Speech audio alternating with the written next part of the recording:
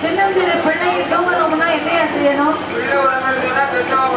பிள்ளை உறங்கணும்னு சொன்னா பெத்தவா உறங்கணுமா?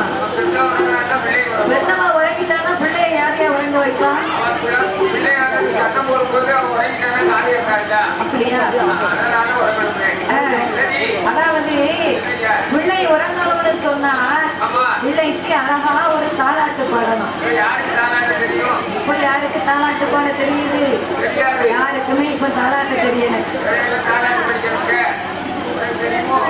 அதாவது அந்த காலத்து பெண்களுக்கெல்லாம் தாலாட்டு பாடலாம்னு சொன்னா இந்த வீட்டுல இருந்து பாடலாம் அடுத்த வீட்டுக்கு எட்டாவது வீட்டுக்கு கேட்குமா? அந்த அளவுக்கு அந்த கால பெண்கள் தாலாட்டு பாடி இருக்காங்க. இப்ப உள்ளவங்க தாலாட்டு படிச்சா அடுத்த வீட்டுல கட்டுல கிடக்க தாத்தா போய் சேர்ந்துருவார். ஆமா.